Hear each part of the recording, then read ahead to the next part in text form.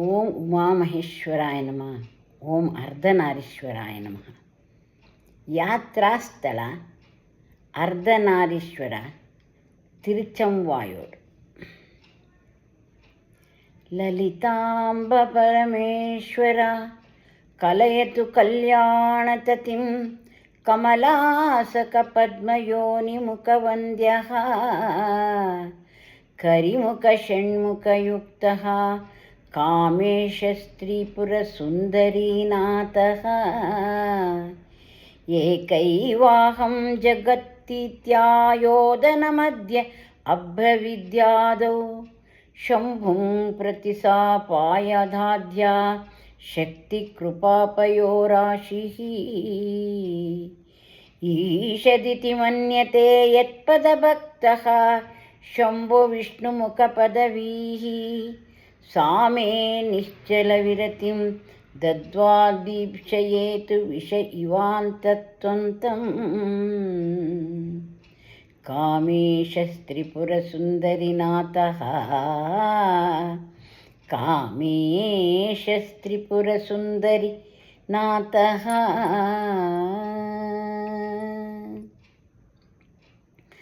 ಅರ್ಧನಾರೀಶ್ವರ ದೇವಸ್ಥಾನ ತಿರುಚೆಂಗೋಡು. ತಮಿಳುನಾಡಿನ ತಿರುಚೆಂಗೋಡು ಪಟ್ಟಣದಲ್ಲಿರುವ ಅರ್ಧನಾರೀಶ್ವರ ದೇವಸ್ಥಾನವು ಭಾರತದ ಅತ್ಯಂತ ಪ್ರಸಿದ್ಧ ಶೈವ ಕ್ಷೇತ್ರಗಳಲ್ಲಿ ಒಂದಾಗಿದೆ. ಈ ದೇವಾಲಯವು ಸುಮಾರು 2000 ವರ್ಷಗಳಷ್ಟು ಪ್ರಾಚೀನ ಇತಿಹಾಸವನ್ನು ಹೊಂದಿದೆ ಎಂದು ನಂಬಲಾಗಿದೆ. ಬೆಟ್ಟದ ಶಿಖರದ ಮೇಲಿರುವ ಈ ಕ್ಷೇತ್ರವು ಭಕ್ತರಿಗೆ ಆಧ್ಯಾತ್ಮಿಕ ಶಾಂತಿ ಮತ್ತು ಅದ್ಭುತ ಪ್ರಕೃತಿ ಸೌಂದರ್ಯವನ್ನು ಒಟ್ಟಾಗಿ ನೀಡುತ್ತದೆ. ಈ ದೇವಾಲಯದ ಮುಖ್ಯ ವೈಶಿಷ್ಟ್ಯವೆಂದರೆ ಅರ್ಧನಾರೀಶ್ವರ ಸ್ವರೂಪ.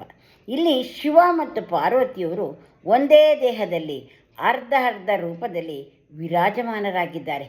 ಬಲಭಾಗದಲ್ಲಿ ಪರಮಶಿವನ ರೂಪ ಹಾಗೂ ಎಡಭಾಗದಲ್ಲಿ ಪಾರ್ವತೀ ದೇವಿಯ ರೂಪವಿದ್ದು, ಪುರುಷ ಮತ್ತು ಪ್ರಕೃತಿ, ಶಿವ ಮತ್ತು ಶಕ್ತಿ ಬೇರ್ಪಡಲಾಗದೆ ಒಂದು ಪರಮ ತತ್ವವೆಂಬ ಸಂದೇಶವನ್ನು ಸಾರುತ್ತಿದೆ. ಈ ಕ್ಷೇತ್ರವನ್ನು ನಾಗಗಿರಿ ಎಂದಲೂ ಕರೆಯಲಾಗುತ್ತದೆ. ಬೆಟ್ಟವು ನಾಗದ ಆಕಾರದಲ್ಲಿದೆ ಎಂಬ ನಂಬಿಕೆ ಇದೆ. ಕ್ಷೇತ್ರದೊಂದಿಗೆ ಆದಿಶ ಮತ್ತು ವಾಯು ಅವರ ಪೌರಾಣಿಕ ಕಥೆಯೂ ಸಂಬಂಧಿಸಿದೆ. ದೇವಾಲಯದಲ್ಲಿ ಶಿವನ ಜೊತೆಗೆ ಮುರುಗನ್ ಹಾಗೂ ಗಣೇಶ ಸೇರಿದಂತೆ ಅನೇಕ ಸನ್ನಿಧಿಗಳಿವೆ. ಬೆಟ್ಟದ ಮೇಲಿರುವ ಈ ದೇವಾಲಯಕ್ಕೆ ಮೆಟ್ಟಿಲುಗಳ ಮೂಲಕವೂ ಹಾಗೂ ರಸ್ತೆ ಮಾರ್ಗದಲ್ಲಿಯೂ ತಲುಪಬಹುದು. ಬೆಟ್ಟದ ಮೇಲಿಂದ ಸುತ್ತಮುತ್ತಲಿನ ಪ್ರದೇಶದ ಸುಂದರ ದೃಶ್ಯ ಕಣ್ಮನ ಸೆಳೆಯುತ್ತದೆ. ಇಲ್ಲಿ ಮಹಾಶಿವರಾತ್ರಿ, ನವರಾತ್ರಿ, ಕಾರ್ತಿಕ ಮಾಸ ಮತ್ತು ಇತರ ಶೈವ ಉತ್ಸವಗಳನ್ನು ಅತ್ಯಂತ ವೈಭವದಿಂದ ಆಚರಿಸಲಾಗುತ್ತದೆ. ಸಾವಿರಾರು ಭಕ್ತರು ವರ್ಷಪೂರ್ತಿ ಈ ಕ್ಷೇತ್ರಕ್ಕೆ ಭೇಟಿ ನೀಡಿ ಅರ್ಧನಾರೀಶ್ವರನ ದರ್ಶನ ಪಡೆದು ಆಶೀರ್ವಾದ ಪಡೆಯುತ್ತಾರೆ. ಈ ದೇವಾಲಯವು ಧಾರ್ಮಿಕವಾಗಿ ಮಾತ್ರವಲ್ಲದೆ ದ್ರಾವಿಡ ಶೈಲಿಯ ವಾಸ್ತುಶಿಲ್ಪ, ಪುರಾತನ ಶಿಲ್ಪಕಲೆ ಮತ್ತು ಐತಿಹಾಸಿಕ ಮಹತ್ವದಿಂದಲೂ ಪ್ರಸಿದ್ಧವಾಗಿದೆ. ಶಿವ ಶಕ್ತಿ ಏಕತ್ವವನ್ನು ಪ್ರತಿಬಿಂಬಿಸುವ ಈ ಕ್ಷೇತ್ರವು ದಕ್ಷಿಣ ಭಾರತದ ಅತ್ಯಂತ ವಿಶಿಷ್ಟ ದೇವಾಲಯಗಳಲ್ಲಿ ಒಂದಾಗಿದೆ. ಇದು ಸಮುದ್ರ ಮಟ್ಟದಿಂದ ಸುಮಾರು 650 ಮೀಟರ್ ಎತ್ತರದಲ್ಲಿರುವ ನಾಗಗಿರಿ ಬೆಟ್ಟದ ಮೇಲೆ ನೆಲೆಗೊಂಡಿದೆ.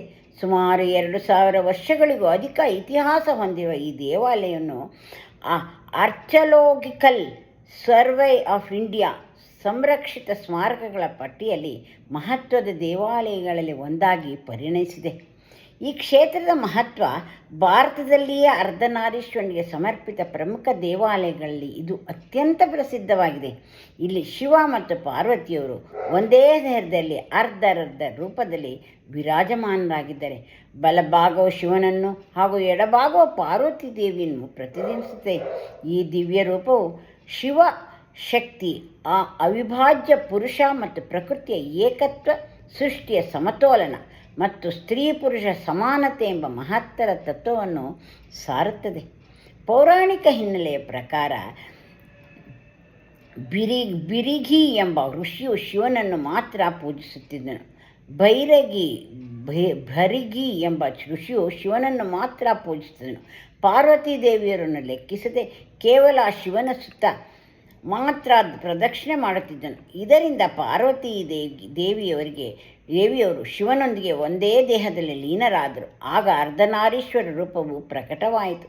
ಇದರಿಂದ ಶಿವ ಮತ್ತು ಶಕ್ತಿ ಬೇರ್ಪಡಲಾಗದ ಪರತತ್ವವೆಂಬ ಸಂದೇಶ ಲೋಕಕ್ಕೆ ತಿಳಿಯಿತು. ಮತ್ತೊಂದು ಕಥೆಯ ಪ್ರಕಾರ ಆದಿಶೇಷ ಮತ್ತು ವಾಯು ಅವರ ನಡುವೆ ನಡೆದ ಶಕ್ತಿ ಪರೀಕ್ಷೆಯಲ್ಲಿ ಮೌಂಟ್ ಮೆರು ಪರ್ವತದ ಒಂದು ಭಾಗ ಇಲ್ಲಿ ಒಂದು ನಾಗಗಿರಿ ಬೆಟ್ಟವಾಗಿ ರೂಪುಗೊಂಡಿತು ಎಂದು ನಂಬಲಾಗಿದೆ. ದೇವಾಲಯವು ದ್ರಾವಿಡ ಶೈಲಿಯ ವಾಸ್ತುಶಿಲ್ಪದ ಅತ್ಯುತ್ತಮ ಉದಾಹರಣೆಯಾಗಿದೆ. ಎತ್ತರದ ರಾಜಗೋಪುರ, ಸುಂದರ ಶಿಲ್ಪಗಳು, ಕಲ್ಲಿನ ಕಂಬಗಳು, ವಿಶಾಲ ಪ್ರಾಕಾರಗಳು ಮತ್ತು ಮಂಟಪಗಳು ಇಲ್ಲಿನ ಪ್ರಮುಖ ಆಕರ್ಷಣೆಗಳಾಗಿವೆ. ಗರ್ಭಗುಡಿಯಲ್ಲಿ ಅರ್ಧನಾರೀಶ್ವರ ಸ್ವಾಮಿ ಭಕ್ತರಿಗೆ ದರ್ಶನ ನೀಡುತ್ತಾನೆ. ಬೆಟ್ಟದ ಮೇಲಿರುವ ಕಾರಣದಿಂದ ದೇವಾಲಯದ ಸುತ್ತಲಿನ ನೈಸರ್ಗಿಕ ಸೌಂದರ್ಯವೂ ಸಹ ಭಕ್ತರನ್ನು ಆಕರ್ಷಿಸುತ್ತದೆ. ಈ ಬೆಟ್ಟವು ನಾಗದ ಆಕಾರದಿಂದ ನಾಗಗಿರಿ ಎಂಬ ಹೆಸರು ಬಂದಿದೆ. ಬೆಟ್ಟವನ್ನು ಏರಲು 100 ಮೆಟ್ಟಿಲುಗಳಿವೆ. ರಸ್ತೆ ಮಾರ್ಗದ ಮೂಲಕವೂ ದೇವಸ್ಥಾನಕ್ಕೆ ತಲುಪಬಹುದು.